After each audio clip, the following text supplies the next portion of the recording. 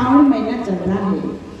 सावन और भादव 2 महीना भगवान के नाम से जुड़ा हुआ पवित्र महा महीना है। इस समय बच्चे से लेकर के बुजुर्ग तक भगवान की भक्ति कर रहे हैं। सभी लोग भगवान भोले बाबा के मंदिर में जाकर के कोई जल चढ़ा रहे हैं, कोई भांग धतूरा चढ़ा रहे हैं, कोई भगवान को दूध से नहा रहे हैं। अनेक प्रकार से भगवान भोले बाबा की भक्ति कर रहे हैं। लेकिन स्वयं तुलसीदास जी महाराज इस 2 महा महीना को इतनी महान बताया। इस पवित्र महीना है वर्षा ऋतु रघुपति भगति तुलसी साली सुधास राम नाम बर बरण जुग। क्या बताया? सावन भादव मास। ये जो 2 महा महीना है ये वर्षा ऋतु के समान है। और सज्जनों ये 2 महा महीना जो पवित्र महा महीना है, 12 महीना में से 2 महीना सावन और भादव ये पवित्र महीना है। इसमें सभी लोग भगवान की भक्ति करते हैं। इस महीना में कोई मटन मछली नहीं खाते हैं। कितने भी जो खाने पीने वाले हैं वो भी इस समय भगवान की भक्ति कर रहे हैं। वो भी इस समय दारू छोड़ चुके हैं। वो भी उस समय मटन मछली सब ये तामसिक चीज छोड़ करके भगवान की भक्ति कर रहे हैं। तो ये 2 महीना को बहुत ही पवित्र महीना बताया। और भगवान भोले बाबा की सभी लोग भक्ति कर रहे हैं। लेकिन ये 2 अक्षर से बना हुआ पवित्र महा महीना है। जैसे ही 2 अक्षर का भगवान का नाम है ऐसे ही ये पवित्र महीना भी 2 अक्षर से बना हुआ है। इसीलिए ये सावन और भादव महीना को बहुत ही पवित्र महीना कहते हैं। और सज्जनों लेकिन आज जिस भगवान भोले बाबा की भक्ति कर रहे हैं, पूजा कर रहे हैं, आराधना कर रहे हैं, लेकिन वो स्वयं भोले बाबा संतों के सानिध्य में जाकर के सत्संग सुनते हैं। भगवान भोले बाबा को सत्संग से इतने प्रिय था, सत्संग से इतनी लगाव था। सज्जनों भगवान भोले बाबा स्वयं अपने कैलाश पर्वत को छोड़ करके नीलगिरी पर्वत में जाकर के सत्संग सुनते थे। आज क्या हम उस चीज को जानना चाहते हैं? आज हम सत्संग क्या चीज है जानना नहीं चाहते हैं। भगवान भोले बाबा स्वयं उस सत्य को जान करके ध्यान करते हैं। सत्संग में जाते थे, सत्संग सुनते थे, फिर आकर के कैलाश पर्वत में आकर के उस सत्य पवित्र 2 अक्षर से बना हुआ नाम का ध्यान करते थे। वो क्या नाम है बताइए?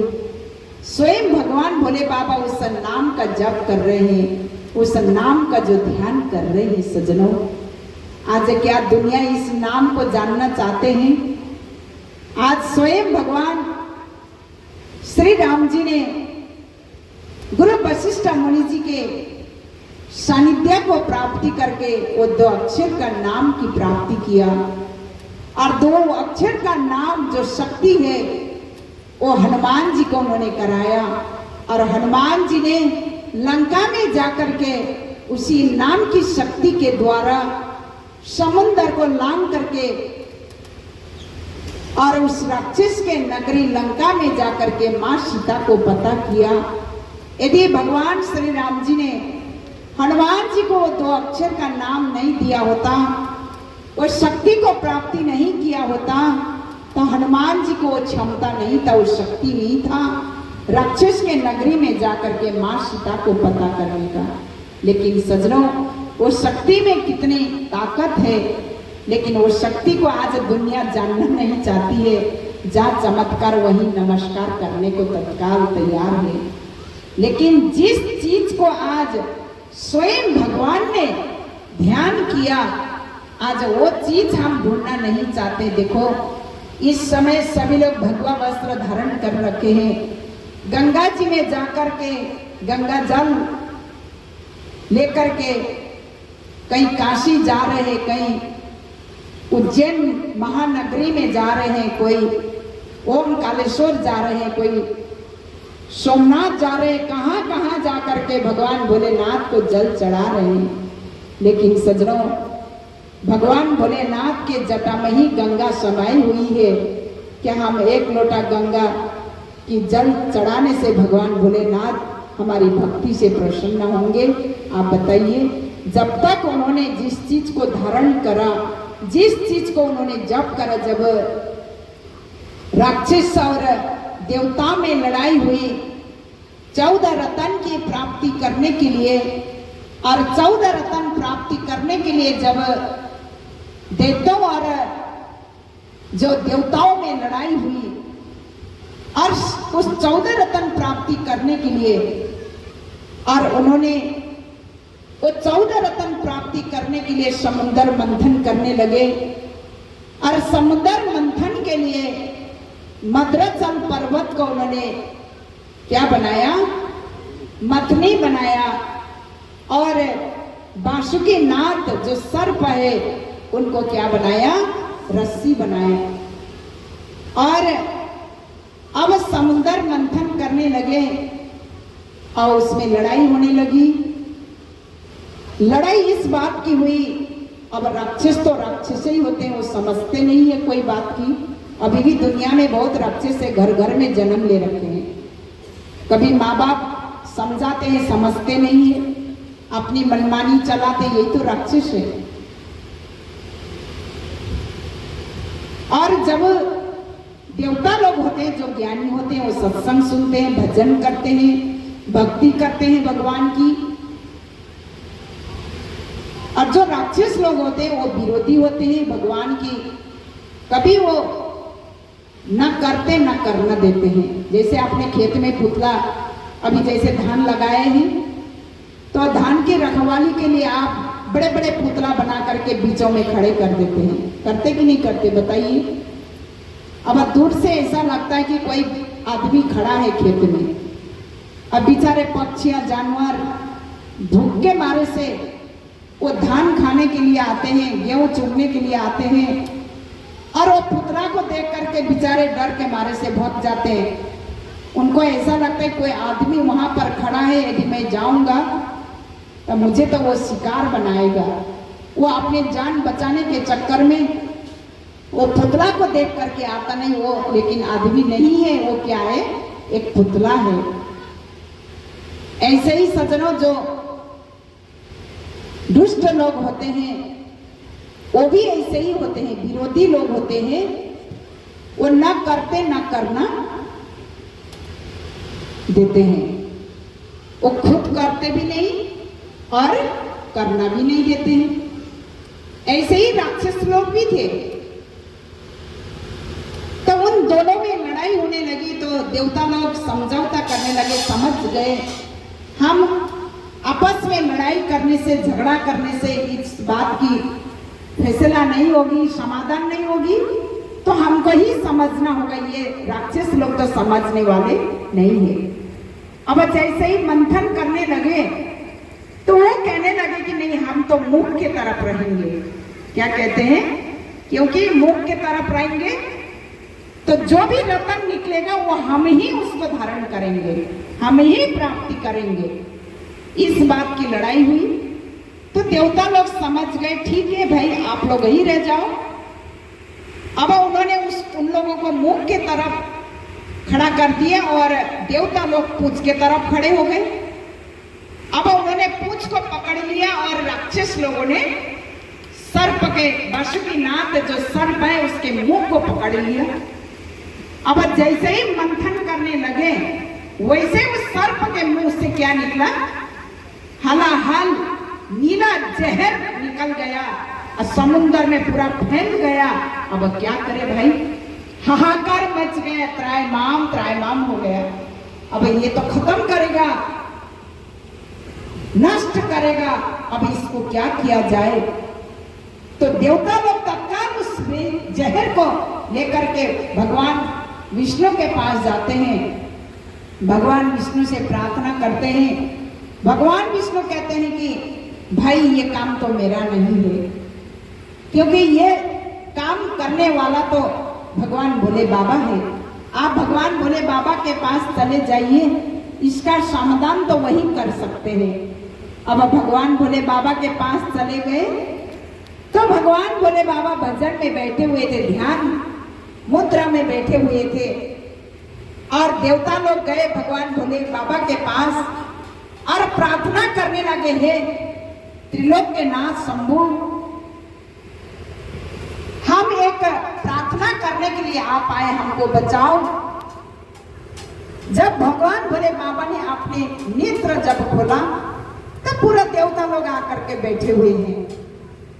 तो देवता लोग भगवान भोले बाबा से प्रार्थना करें कि हे त्रिलोक के नाथ, ये जहर का प्याला लेकर के हम आए हैं प्रभु, ये त्रायमाम हो रहा है, हाहाकार मच रहा है, इसको आप समाधान कर दीजिए।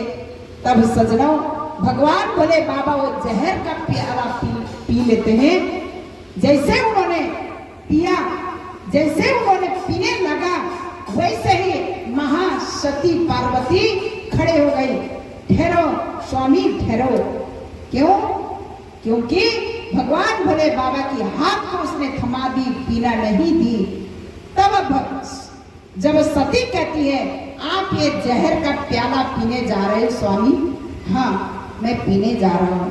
पहला मुझे एक प्रश्न का जवाब दे दीजिए, आप ये जहर का प्याला पी रहे हैं, ठीक है पी लीजिए, हम मना नहीं करते हैं, लेकिन पहले एक प्रश्न का जवाब मुझे दे दीजिए। क्या प्रश्न है देवी बताओ? तब माता सती कहती है स्वामी आप जहर पीने जा रहे हो, पहले ये बताओ मेरे रहने की जगह आपके अंदर कहाँ पर है? तो भगवान भोले बाबा कहते हैं देवी आप तो हमेशा मेरे अंदर ही रहते हो, मेरे घट में रहते हो। तब तो आपके अंदर मैं रहती हूँ, मेरी जगह आपके अंदर है। आप ये जहर पियोगे तो क्या मैं नहीं मरूंगी?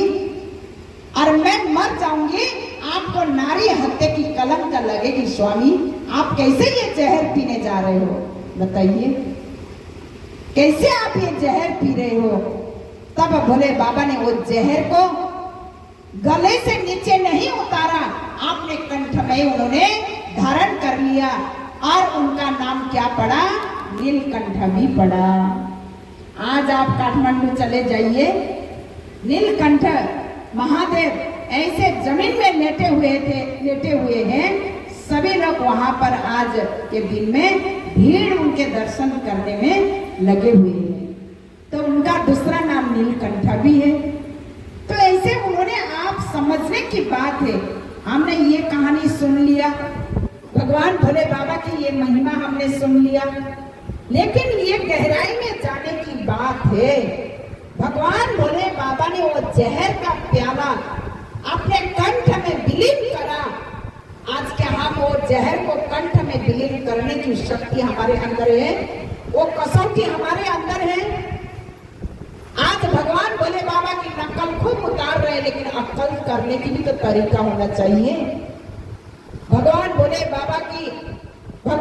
बाबा ने भांग धतूरा पिया तो हम भी पी करके मस्त हो रहे हैं, है कि नहीं बताइए? लेकिन भगवान भोले बाबा ने कौन सी भांग धतूरा पिया था? उन्होंने राम नाम रस का जो धतूरा पिया हुआ था, और राम से भी बड़ा क्या है? राम का नाम है। और राम से भी बड़ा राम का नाम का जो नशा भगवान भोले बाबा ने पिया हुआ था, उसी नाम की शक्ति के द्वारा भगवान भोले बाबा ने उस जहर को अपने कंठ में विलीन कर दिया। अब देखिए वो जहर हम भी जरा पी करके तो देखें, क्या हमारे अंदर इतनी शक्ति है कि वो जहर को हम गले में ही विलीन कर सके? तत्काल हमको तो हॉस्पिटल एडमिट कर देंगे, नहीं तो तत्काल राम नाम सत्य हो जाए। आप बताइए, हम नकल खूब करते हैं।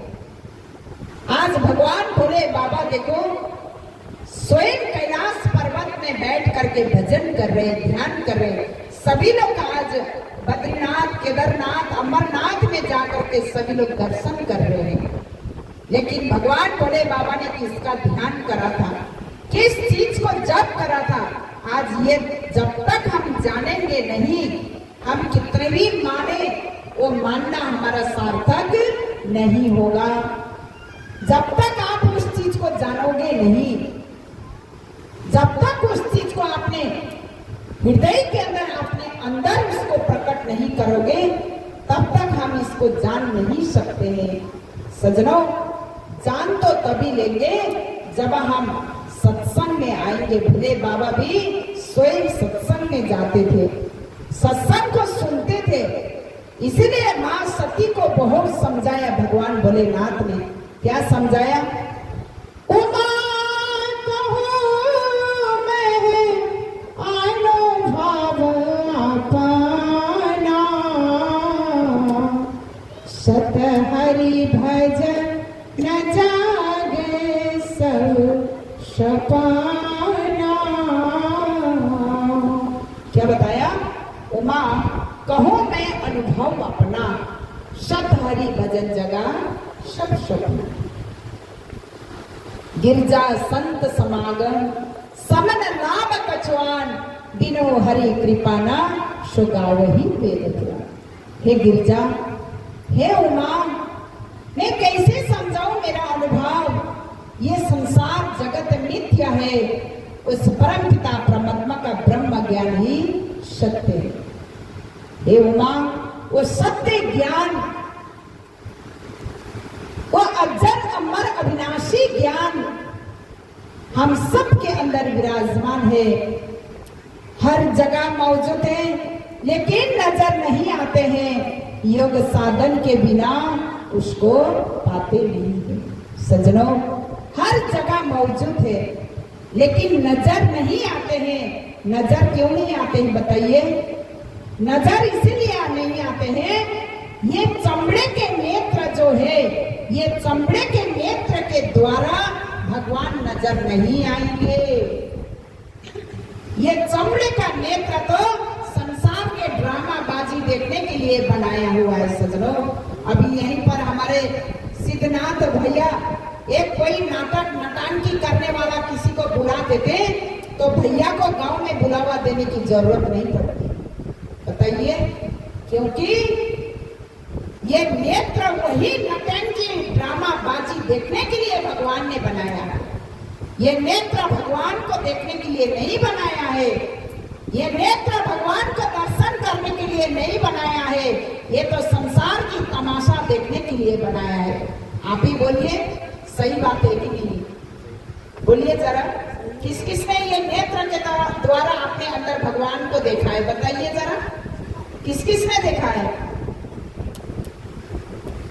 ये नेत्र के द्वारा भगवान को कभी नहीं देख सकते हैं। घट में उजियार साधु रे, घट में उजियार रे, पास बसे नजर ना आवे, बाहर फिर गवार रे, सतगुरु बिना भेद न जाने, कोटि यातना करार, कोटि यातना करो। इसलिए कवि ने एक भजन के माध्यम द्वारा समझाया, आप सभी लोग भजन में साथ दे। कोई ढूंढो रे साधु,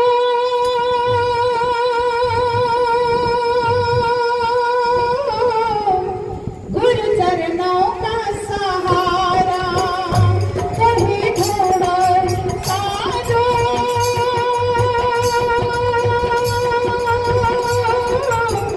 गुरु चरणों का सहारा, गुरु चरणों का सहारा।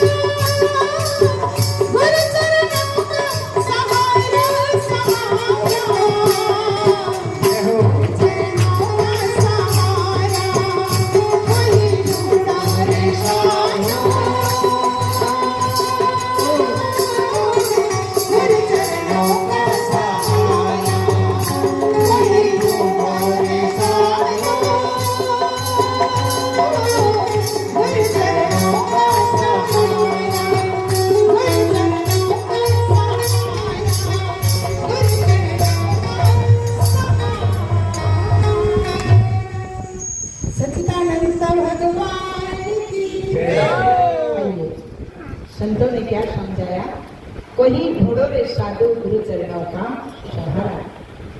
भगवान भोलेनाथ ने महापार्वती को बहुत समझाया, इतने समझाने के बावजूद भी वो समझना नहीं चाहती थी।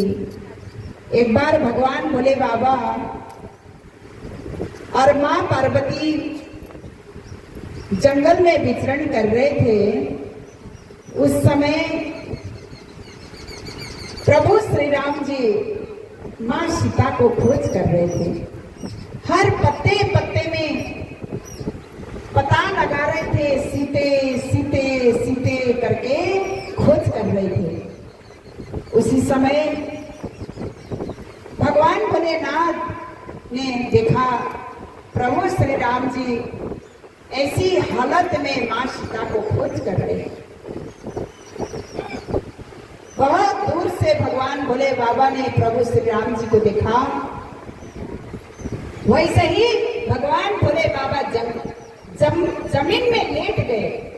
क्या कहते हैं? जय श्री सच्चिदानंद। जैसे आज हम भी बोलते हैं जय श्री सच्चिदानंद। ये क्या है? स्वयं प्रभु के मुंह से निकला हुआ, हे सच्चिदानंद, हे स्वरूप, हे घटघटवासी, आपकी जय हो। भगवान भोले बाबा प्रभु श्री राम जी को जय सच्चिदानंद करके प्रणाम करते हैं और तत्काल वहां से फिर अपने प्रस्थान निकलते हैं। मां सती पीछे पीछे थी, भगवान भोले बाबा आगे आगे।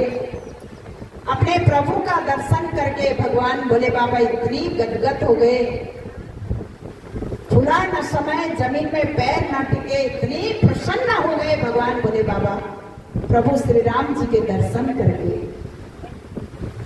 और उधर महासती के अंदर इतनी भयानक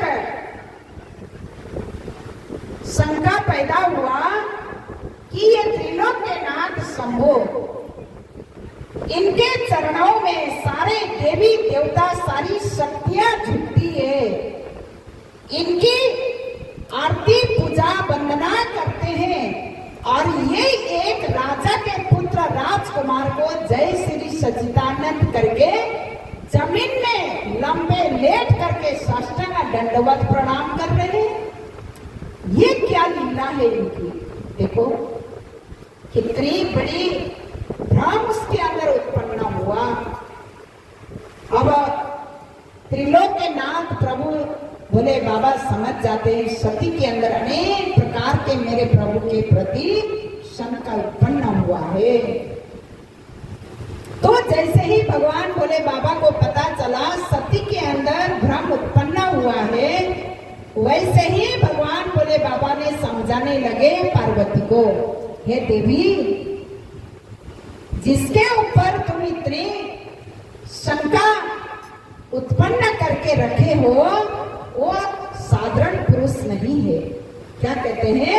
साधारण पुरुष नहीं है। आज उन्होंने अपनी इच्छा से राजकुल में उन्होंने जन्म लिया अपने भक्तों को उद्धार करने के लिए। उनकी पूजा, उनकी वंदना तो सारी देवी देवता भी करते हैं, तुम क्यों नहीं समझते हो?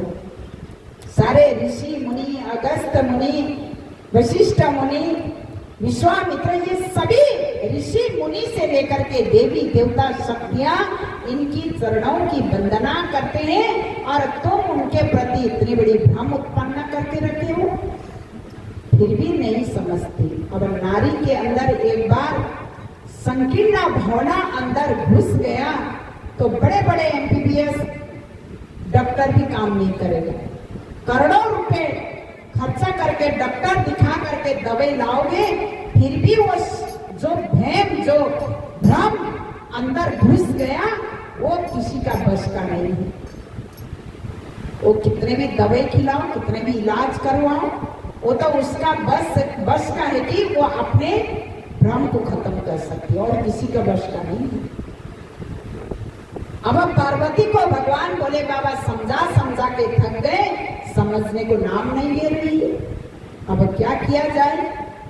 तब भगवान भोले बाबा कहते, देवी, यदि आपके अंदर इतनी शंका है, इतनी भ्रम उत्पन्न हो रहा है, वो विचार की भावना आपके अंदर उत्पन्न हो रहा है, तो जाकर के तुम इनकी परीक्षा क्यों नहीं लेते हो? जाओ तुम परीक्षा लो। भगवान भोले बाबा ने माता पार्वती को परीक्षा देने की आज्ञा दी गई। अब परीक्षा लेने के लिए माता सती निकली, थोड़ी दूर जाती है, मन में सोचती है भगवान भोले बाबा ने मुझे आज्ञा तो दे दिया, लेकिन मैं किस तरीका से मैं परीक्षा लूं? और वो मन में सोचने लग जाती है मैं कैसे परीक्षा लूं? तो उसने तत्काल माँ सीता को रूप धारण कर ली। और माँ सीता तो लंका में थी, उसी को भगवान प्रभु श्री राम जी जंगल में हर पत्ते पत्ते से खोज कर रहे थे, सीते सीते करके। अब माँ सीता को रूप धारण करके जंगल में प्रभु श्री राम जी को परीक्षा लेने जा रही थी और वही उधर से आ रहे हैं। वो तो कौन आ रहे हैं? प्रभु श्री राम जी और भाई लक्ष्मण दोनों जंगल में भी मतलब उधर से आ रहे हैं। देखा, लक्ष्मण जी ने पीछे देखा और भैया से कहा, भैया ये सामने तो मेरे को ऐसा लगता है कि माता सीता सती जंगल में अकेले ही भ्रमण कर रही है। और रूप किसकी बनाई थी उसने? सीता के रूप बनाई थी, लेकिन पता चल गया ये मां सती है। समझ गए, पहचान लिए। अब जैसे ही लक्ष्मण जी ने पहचाना ये तो सती है भैया, लेकिन इसने मेरी मां की रूप बना करके ये जंगल में विचरण कर रही है। लक्ष्मण जी एकदम से गंभीर हो गए। तत्काल प्रभु श्री राम जी अपने धनुष्वाण जमीन में रखा, मां सती को प्रणाम करा। सती, आप अकेले ही इस जंगल में किसके विचरण कर रहे हो? दृष्टि तो भगवान भोले बाबा कहाँ है?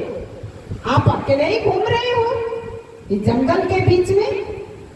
इतना ही सुनना था, सती तो कोमा में चली गई, आईसीयू में भर्ती होने लायक हो गई। अब उसकी धड़कन ऐसी धड़धड़ धड़कने लग गया, शरीर कांपने लग गई। अब क्या करूं? मैं तो परीक्षा लेने आई थी, लेकिन मुझे तो पहचान लिया। अब मुझे भोले बाबा पूछेंगे तो मैं क्या जवाब दूं? अब वो तो एकदम कोमा में ही चली गई। अब प्रभु श्री राम जी सोचने लगे, यदि ये मर जाएगी जंगल में, हार्ट अटैक आ जाए तो भोले बाबा तो मुझे तो मार डालेंगे।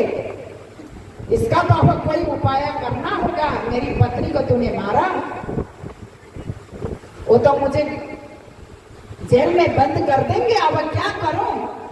तो स्वयं भगवान श्री राम जी ऐसी उपाय, ऐसी चमत्कार जंगल के बीच में दिखा देते हैं। क्या दिखाते हैं? कि पीतांबर वेशभूषा पहन करके प्रभु श्री राम जी, लक्ष्मण जी और माता सीता, अब सीता तो लंका में थी, लेकिन वहीं पर भगवान श्री राम जी ने प्रकट कर दिया अपनी शक्ति के द्वारा। और सारी देवी देवता, स्वयं भोले बाबा भी है, माता पार्वती भी है, भगवान विष्णु है, लक्ष्मी है, ये सारी देवी देवता प्रभु श्री राम जी की चरणों की आरती कर रहे, वंदना कर रहे हैं। बताइए, सती ने देखा ये क्या चमत्कार है। मैं तो परीक्षा लेने के लिए आई हूं, यहाँ बैठी हूं, लेकिन वहां भी मैं आरती कर रही हूं। और मेरे भगवान जो स्वामी है भोले बाबा, उसको तो मैंने पेड़ के नीचे छोड़ के आई हूं, लेकिन वो भी यहाँ पर आरती कर रहे हैं। ये क्या चमत्कार है। बड़े चारों तरफ देखती है, घूम करके चारों तरफ, तीनों को तीनों, और चारों तरफ प्रभु श्री राम जी, लक्ष्मण जी और सती सीता, और उनकी आरती हो रही। चारों तरफ इतनी सुंदर वेशभूषा पहने हैं प्रभु ने। ये देख करके तो और ज्यादा उसका तो धड़कन, श्वास निकलने, आधा श्वास तो निकल गया उसका। अब क्या करें? तब प्रभु श्री राम जी ने फिर जैसे उसने आंख मूंद करके जमीन में बैठ गई, और बैठ गई, फिर उठ करके चारों तरफ देखी तो कोई भी नहीं है, कोई नहीं है। तब जाकर के उसको समझ में आया कि ये साधारण पुरुष नहीं है। तब जैसे ही भगवान भोले बाबा ने जमीन में लेट करके साष्टांग दंडवत प्रणाम करा था, वैसे ही उसने भी करी, और वहां से फिर निकली जहां पर भगवान भोले बाबा को छोड़ के आए। भगवान भोले बाबा ने कहा, ये दक्ष प्रजापति की कुंवारी का भला तो मेरे से नहीं होगा, वो विधाता ही कर सकते हैं। इतने समझाने के बावजूद भी ये नहीं समझी। लेकिन भगवान भोले बाबा ध्यान दृष्टि के द्वारा सब देख रहे थे उसकी तमाशा। प्रभु की परीक्षा इसने कैसे ली, किसका रूप बना के गई, ये सब इसने कैसे कैसे तमाशा करी, ये सब वो तो सब अंतर्यामी थे, सब वो ध्यान दृष्टि के द्वारा सब देख रहे थे। अब जैसे ही गई वहां पर जहां भगवान भोले बाबा को छोड़ के आई थी, भगवान भोले बाबा तो भजन में बैठे हुए थे, मुस्कुराते हुए पता चल गया सती आ रही है। बड़े दूर से ही भगवान भोले बाबा ने अपने दोनों नेत्र खोला और खोल करके सती को कहने लगे, देवी क्या आपने मेरे प्रभु की परीक्षा ले लिया? मेरे प्रभु कौन है आपने समझ गए अब कौन थे? तो मां सती क्या कहती है, मैंने परीक्षा नहीं ली। बताइए कितनी झूठ बोल। परीक्षा तो सारी चमत्कार दिखा करके ली थी, लेकिन अपने ही पति को जिंदे ही मार रही थी। क्या कह रही है, मैंने परीक्षा की। अभी के पुरुष होते तो नारी को कितने डंडा मारा, मुझे झूठ बोली, कितनी लड़ाई होती, कितनी झगड़ा होती, बीच में तालाक भी दे सकते। अभी के अंदर इतनी सहन शक्ति कहाँ है? महिला चली जाती, भाई का कपड़े पोटली बांध करके चली जाती, उधर भैया लोग परेशानी हो जाते। तो ऐसे ही भगवान भोले बाबा ने जैसे ही पूछा देवी को, देवी कहती है मैंने परीक्षा नहीं ली। तब भगवान भोले बाबा को भी गुस्सा आ गया, तुमने परीक्षा नहीं लिया? मैंने नहीं लिया। कैसे नहीं लिया? तुम तो मुझे जिंदे ही मार रहे हो। ऐसी नारी तो मुझे 7 जन्म तक क्या 14 जन्म में भी नहीं चाहिए। जब हम मुझे तुम झूठ बोल करके जिंदे ही मार रही हो। उन्होंने मन मन में संकल्प ले लिया, ऐसी नारी मुझे 7 जन्म में भी नहीं चाहिए। सती को पता चल गया मेरे बारे में कुछ ना कुछ कसम खाया है मेरे स्वामी ने। पीछे पड़ गए, स्वामी आपने क्या वादा किया, क्या कसम खाया, बताओ जरा, बताओ जरा क्या कसम खाया। तब भगवान भोले बाबा कहते हैं, देवी तुमने मुझे जिंदे ही मारा, मेरे प्रभु को तुमने मेरी माँ के रूप धारण करके तुमने परीक्षा ली थी, लेकिन तुम तो झूठ बोल रहे हो कि मैंने परीक्षा नहीं लिया। तुमने मुझे जिंदे ही आज मारा, तो मैंने यही संकल्प लिया मुझे तो ऐसे नारी 7 जन्म में भी नहीं चाहिए। तो कहने का भाव था सजनों, आज स्वयं त्रिलोक्यनाथ स्वामी प्रभु भोले बाबा की अर्धंगी ने भगवान को नहीं पहचान पाई, तो हम कैसे पहचानेंगे बताइए? हमारे अंदर ऐसी क्या कसौटी है भगवान को पहचानने की? हम कह रहे थे कि हमने जान लिया भगवान को। कैसे जाना आपने? कैसे जाना? भजन में तो हमने सुना कि गुरु बिना कितने भी हम तीर्थ व्रत करें, गुरु बिना जप तप व्यर्थ कर्म सब, व्यर्थ जन धन सारा।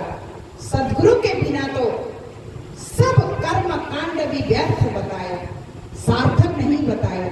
नाना शास्त्र पठेन लोके नाना देहत पूजनम, आत्मज्ञान हे पार्थ सर्वे कर्म निरर्थक। आत्मा ज्ञान के बिना तो सारा कर्म कांड बेकार है। सदगुरु की जब तक आपने नहीं पहचान करा, सदगुरु के धारण नहीं करा, सदगुरु की खोज नहीं करा, कितने भी आप कर्म कांड करो, कितने भी बेलपत्र चढ़ाओ, कितने भी भांग धतूरा चढ़ाओ, कितने भी पूजा पाठ करो, भगवान को प्रसन्न करने के लिए लाखों करोड़ों रुपए भी भगवान के आगे चढ़ा दो, भगवान कभी प्रसन्न होने वाले नहीं है। क्योंकि भगवान धन दौलत के भूखे नहीं है। भाव माने शरीरवान माने चलाने वाला शक्ति हमारे अंदर है, उसी को हम आरती में गाते, तुम हो एक अगोचर सबके प्राणपति, किसी विधि मिलो दया में, मैं को तुम तुमती।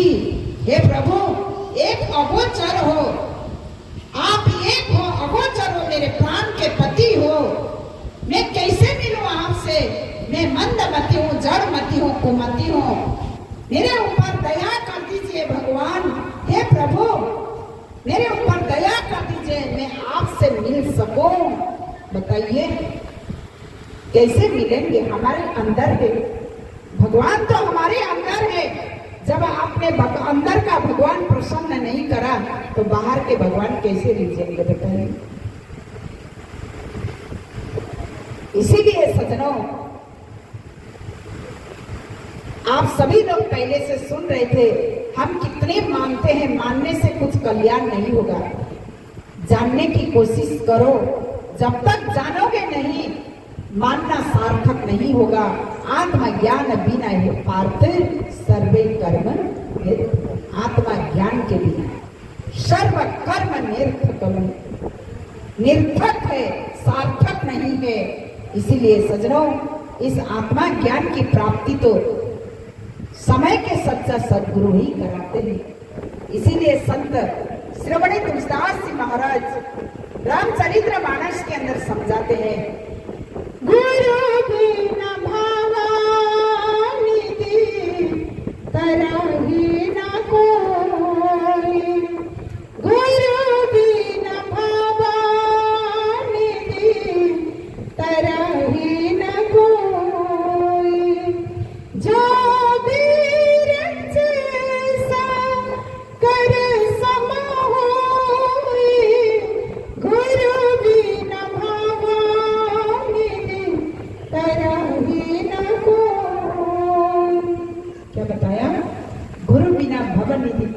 कोई, जो वीरेंद्र शंकर सम हुई। सजनों, ब्रह्मा जी के तरह आपको सृष्टि उत्पन्न करने की शक्ति भी भगवान दे दे, भगवान विष्णु के तरह पालन करने की क्षमता भी प्रदान करे, भगवान भोलेनाथ के तरह संहार करने की शक्ति भी दे दे, भगवान गणेश जी के तरह सम्मान मान इज्जत पाने की शक्ति भी दे दे, कामदेव के तरह सुंदर रूप की प्राप्ति करवा दे। इतने होने के बावजूद भी आपने सदगुरु की खोज नहीं करा, सच्चा सदगुरु के शरण में आप नहीं गए, तो जीवन में आपने कुछ नहीं करा, कुछ भी आपके जीवन में नहीं पाया।